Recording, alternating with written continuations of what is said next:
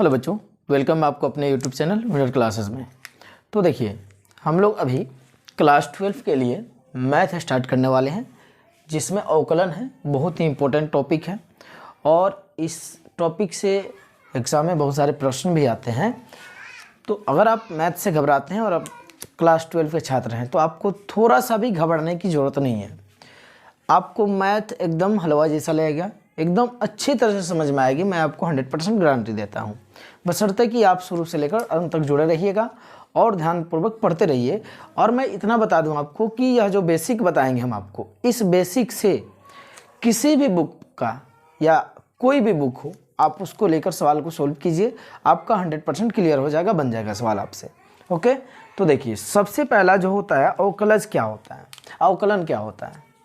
तो अवकलन का मतलब यहाँ पे निकाला जाता है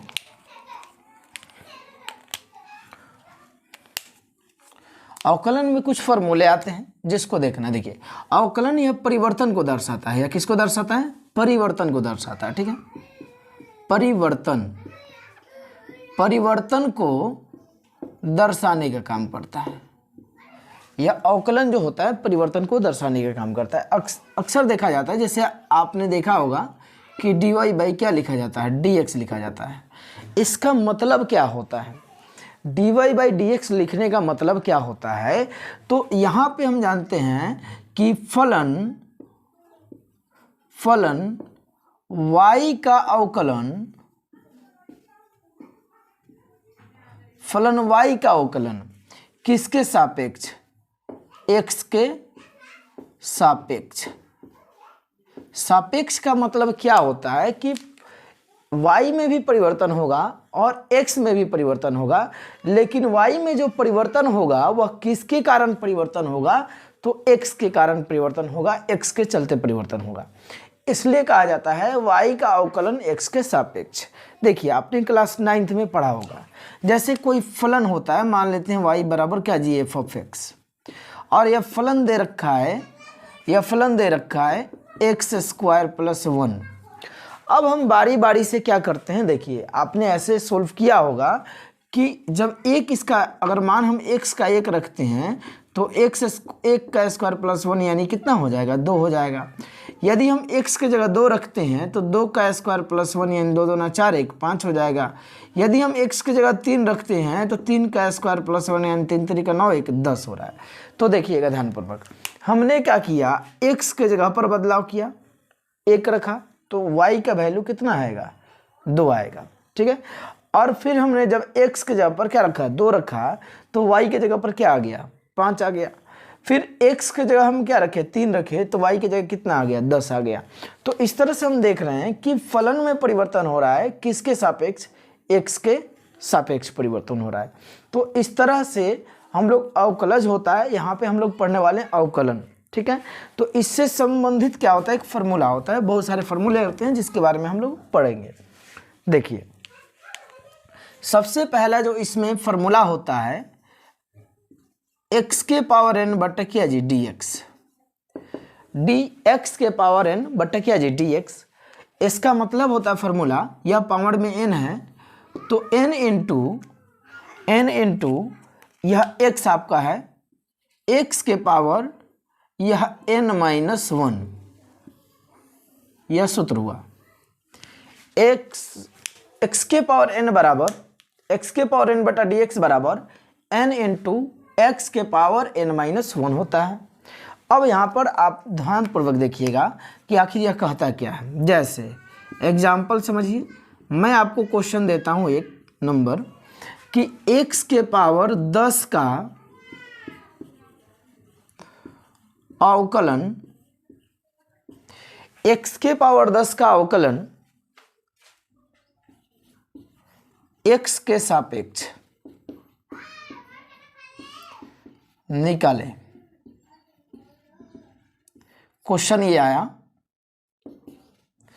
x के पावर 10 का अवकलन x के सापेक्ष निकालें। तो बच्चों कैसे होगा? ध्यानपूर्वक देखिए। सबसे पहले ये हमारा फंक्शन है, ये फलन है, तो हमने इस फलन को y बराबर ले लिया x के पावर क्या जी 10। y को मैंने ले लिया x के पावर 10 ले लिया। 10 लेने के बाद यहाँ पर बताना है कि x का अवकलज यानी किसके x के सापेक्ष अवकलन निकालना है, तो हमें क्या करना होगा, differentiation with respect to x के सापेक्ष अवकलन करने पर। इसका मतलब ये हुआ दोनों तरफ देखिए क्या हो जाएगा हमारा जी, ये हमारा हो जाएगा dy और बटा, जब डिफरेंशिएशन किया जाता है तो इसमें d लगेगा, डिफरेंशिएशन dy किसके सापेक्ष, y के सापेक्ष बराबर d का वैल्यू d लिखेंगे और y का वैल्यू कितना है, ये टोटल है x के पावर 10, यानी इसके साथ भी d लगाएंगे और बट्टा में क्या रखेंगे, dx रखेंगे। ठीक है, dy बट्टा dx, dy बटा क्या जी बच्चों, dx होगा यहाँ पे, dy बटा dx बराबर dx के पावर 10 बटा क्या जी, dx। अब फार्मूला के हिसाब से जब हम देखते हैं, कहता है क्या, पावर में n है, पावर में क्या है, n है, तो n को गुणा में लाएंगे, फिर x लिखेंगे और फिर n में से 1 घटा देंगे।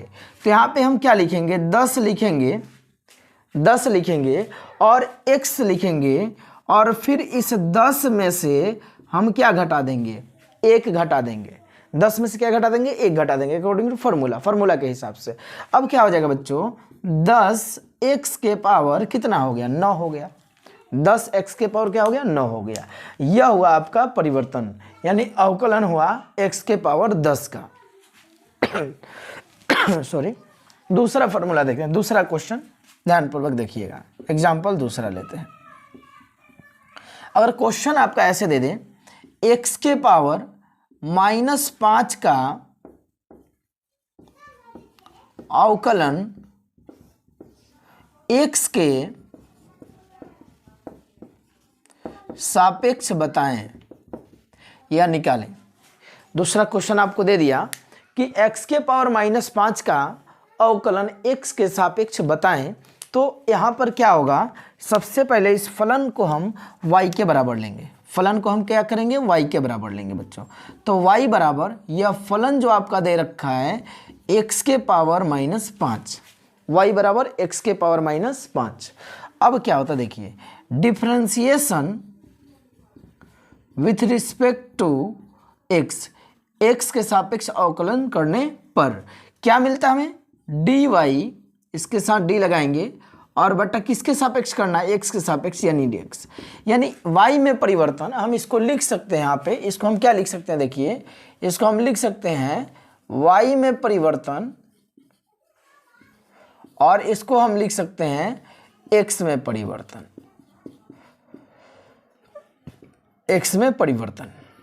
तो यहां पर ध्यान दीजिएगा, dy बटा dx जो हमारा है, dy बटा dx हमारा हो गया dx के पावर -5 और बटा क्या जी, dx हो गया, dx के पावर -5 बटा क्या हो गया, dx हो गया। अब बताइए हमें पावर में कितना है, -5, तो यहाँ पर हमें लिखना पड़ेगा -5। कहता है क्या, देखो पावर में जो होगा, पावर में जो होगा यहाँ पे वह गुणा में आएगा, फिर वही पावर में से 1 घट जाएगा, तो पावर में -5 है, फिर क्या है, गुणा में x है और इसी पावर में से 1 घटा देंगे बच्चों, तो -5 और x के पावर -5 और -1 क्या हो गया, -6। ये रहा आपका आंसर। अगर आपने घात और घातांक पढ़ा होगा तो इस माइनस को हम प्लस में लाने के लिए आपको पता होगा कि -5 और बट्टा या जब नीचे जाएगा तो क्या हो जाएगा, प्लस में हो जाएगा। तो आंसर आपका यहाँ ये भी दिया होगा या आंसर वो भी दिया होगा। उम्मीद है आप लोगों को पसंद आ रहा होगा, समझ में भी आ रहा होगा। इससे और भी अच्छे अभी कॉन्सेप्ट बाकी हैं, ये भी तो ये स्टार्ट है। ठीक है, ओके, देखते हैं आगे।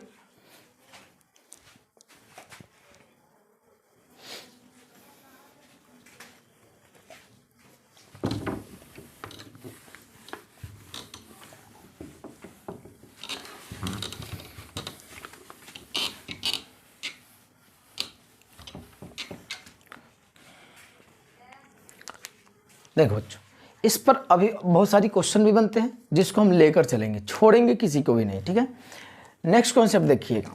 ऐसे क्वेश्चन देता है एग्जाम्पल 3, कहता है क्या, एक्स के पावर 1/3 का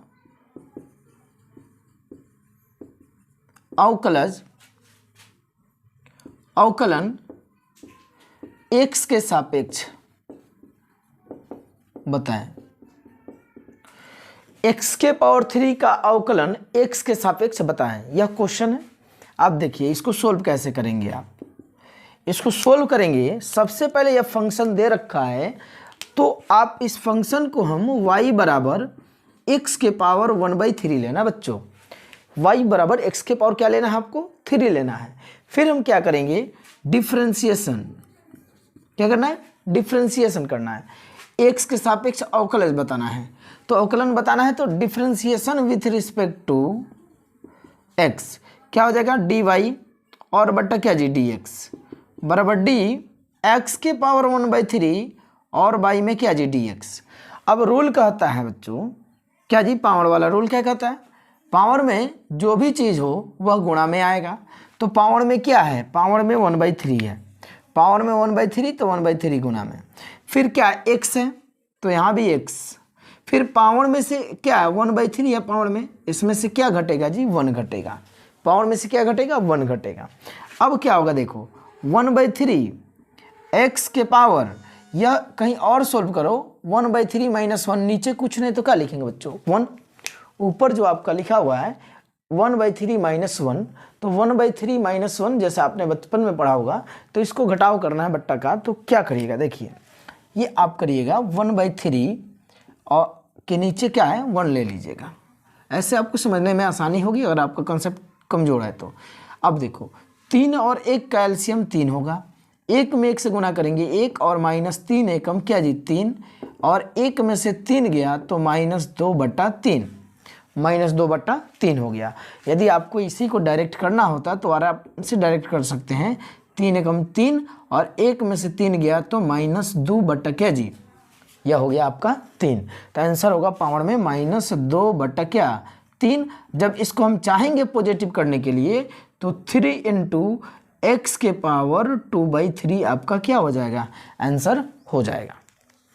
तो ये रहा आपका इस पर बेसिक, और धीरे धीरे क्वेश्चन हम लोग थोड़ा लेवल को बढ़ाते जाएंगे, ठीक है, इस लेवल को हम लोग थोड़ा थोड़ा बढ़ाते जाएंगे। दूसरे कंसेप्ट की ओर हम बढ़ेंगे कि क्या होता है बच्चों, देखना डी कोई भी आपका अंक अचर पद आ जाए, यहाँ पे अचर पद यानी जैसे में आपका 5, 6, 7 बट्टा क्या जी डी एक्स, तो इसका वैल्यू होता है 0, इसका वैल्यू होता है 0। एज फॉर एग्जाम्पल समझिए कैसे, यह कॉन्सेप्ट समझते जाइएगा क्योंकि आगे जाकर यह बहुत ज़्यादा यूज आने वाला है, इतना ध्यान रखिएगा। कैसे, जैसे मान लेते हैं d5 बट्टा क्या जी dx लिख दिया कोई, तो क्या होगा इसका आंसर बच्चों 0 होगा। अगर d 1/2 बट्टा dx अगर लिख दिया हो तो इसका भी आंसर क्या होगा 0 होगा। अब फिर बात करते हैं हम d5 बट्टा क्या जी d51 बट्टा dx बराबर क्या हो जाएगा 0। यानी जब भी यहाँ पर कोई डिसिमल में अंक आ जाए यानी अचर पद आ जाए, सीधे आप कह सकते हैं अचर पद आ जाए, तो उसका वैल्यू डिफरेंशिएशन क्या होता है 0 होता है। अब कहिएगा सर कैसे, तो हाउ कैसे, चलिए मैं बताता हूँ कैसे। आइए देखना बच्चों, यहाँ पे मैं जैसे लिख दिया d5 बट्टा क्या जी dx, तो अब यहाँ पे क्या है बात यहाँ पर कि इसके साथ गुणा में क्या होता है बोलो, 5 के साथ गुणा में क्या है 1 है, 5 के साथ गुणा में क्या है 1 है, चलो मैं 5 लिख देता हूँ बट्टा क्या जी dx। अब क्या करेंगे, इस 5 को हम बाहर निकाल देंगे, तो 5 बाहर निकला और बच गया d1 बट्टा क्या जी dx। ऐसा करने से कोई फर्क नहीं पड़ा, ऐसा करने से कोई फर्क नहीं पड़ा, याद रखिएगा। ये 5 के साथ मल्टीप्लाई में क्या 1 है, 5 के साथ जब मल्टीप्लाई में 1 है और बट्टा में क्या है dx दे रखा है, फिर इस 5 को हम क्या करेंगे पीछे की ओर लाएंगे, अपना गुणा में ला जाएंगे, तो बच जाएगा d1 बट्टा क्या जी dx। अब हम बात करते हैं यहाँ 1 है, क्या d1 है, अब d1 है तो इसको हम क्या करेंगे 5 लिख देंगे। अब बताइए 1 को हम क्या लिख सकते हैं, x के पावर 0 लिख सकते हैं बट्टा dx। x के पावर 0 का वैल्यू क्या होता है 1 होता है। दुनिया में कोई भी अंक हो और उसका पावर में क्या हो 0 हो तो अंक होता है, इसका क्या हो जाता है 1 हो जाता है। अब फिर देखना क्या हो जाएगा, यानी हमने 1 के बदला में क्या लिख दिया x के पावर 0 लिख दिया, जिससे कोई फर्क पड़ने वाला नहीं है। अब क्या होगा देखो, रूल कहता है 5 तो हमारा हटा है, यह चला गया किस पर, यह चला गया यहाँ पे फार्मूला पर, फार्मूला पर चला गया। तो फार्मूला पर चला गया तो क्या होगा, देखो पावर गुणा में आता है, फिर x और फिर 0 और -1, यानी जब 5 में 0 से गुणा हो गया 0 और 0 x के पावर -1 और 0 में कोई भी अंक से गुणा होता है बच्चों, आंसर हो जाता है आपका 0। आंसर क्या हो जाता है, 0 हो जाता है। तो यह बात ध्यान रखिएगा। और इस तरह से कोई भी कंसेप्ट अगर आ जाए, जैसे अचर पद आ जाए, तो उसका वैल्यू आंसर क्या हो जाएगा, डायरेक्ट 0 लिख देना है। अब मैं बार बार यहाँ पे जब भी सवाल आएगा वहाँ पे 5 दिख गया, 10 दिख गया, कोई भी अंक दिख गया 1/2, 5, 6, तो इसका वैल्यू हम लोग 0 ले लेंगे। लेकिन आगे देखिए एक और कॉन्सेप्ट लीजिए, एक और कॉन्सेप्ट लीजिएगा तीसरा फार्मूला के तौर पर, और इसको लिखते जाइए और नीचे जैसे मैं उदाहरण दे रहा हूँ उसके उदाहरण लिखते जाइए। अगर कोई क्या हो,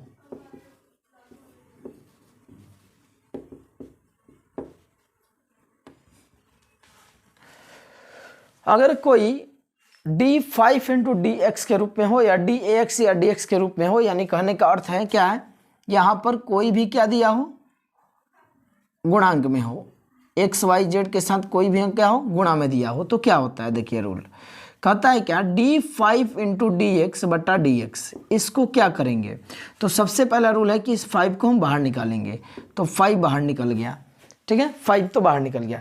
अब क्या हुआ यहाँ पे x, देखो इन दोनों में अंतर है, इसमें अंतर ये है, जैसे यहाँ पे अगर a लिखा रहे तो यह क्या हो सकता है, a के रूप में आ सकता है।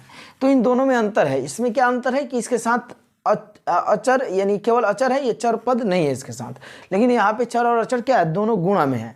जब भी इस तरह का संबंध आ जाए तो a के पावर यानी a वाले को बाहर निकाल दिया जाता है, ये dx/dx कट जाता है, इसका वैल्यू कितना हो जाता है, 1 हो जाता है। उसी तरह यहाँ पे मैं कर रहा हूँ, 5 बाहर निकलेगा और यहाँ हो जाएगा dx और बटा क्या जी dx। पाऊ यह कट गया, बच गया 5 × 1 यानी 5 से कम क्या जी 5 होता है। तो इस तरह से आप दर्शा सकते हैं और समझा सकते हैं लोगों को, बच्चों, और कि dAx × बटा dx का वैल्यू क्या होता है, a होता है। सपोज जैसे वहाँ पे तो पावर में क्या दिया, 1 दिया, ऐसे आ जाए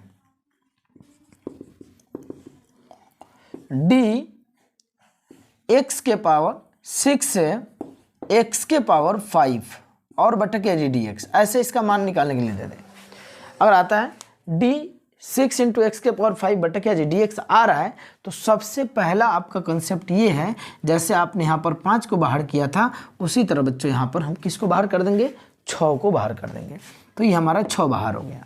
जब ये 6 बाहर हो गया तो यहाँ बच रहा है d x के पावर 5 और बट्टा में क्या है जी dx, इतना बच रहा है। अब क्या हो रहा है, देखो 6 × यह जो 5 है यह बाहर निकलेगा इंटू x, 5 × x और 5 - 1, यह जो हो गया ना इतना, इसका कंसेप्ट हो गया, पाउंड के तौर पे चला गया, पाउंड वाले रूल पे चला गया, यानी 6। अब यहाँ पर देखो इतना ध्यान से देखो, इतना ध्यान से अभी आपने बनाया है ऑलरेडी कि पाउंड में जब हो तो हम लोग क्या करते हैं, 5 × x के पावर 5 - 1 यानी 6 × 5 = 30 और x के पावर 5 में से गया 4।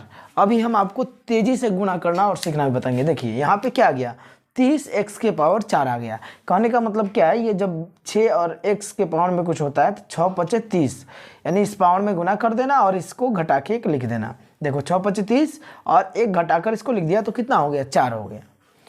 और ये रहा आपका साधारण बेसिक। उसके बाद कुछ फार्मूला आता है, उसको ध्यान में देखेंगे हम लोग।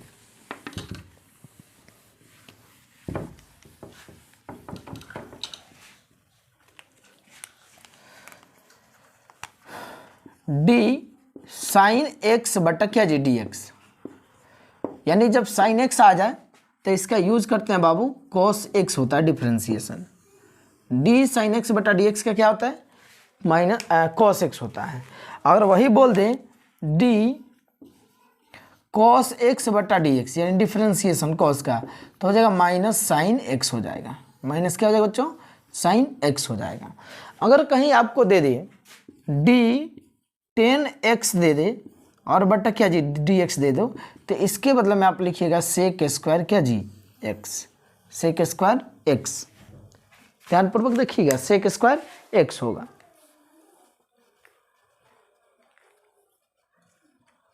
और यही अगर आपका क्या दे दिया हो, कॉट दे दिया हो डी कॉट एक्स बटा क्या जी डी एक्स, तो ये हो जाएगा आपका माइनस कॉसेक स्क्वायर क्या जी एक्स।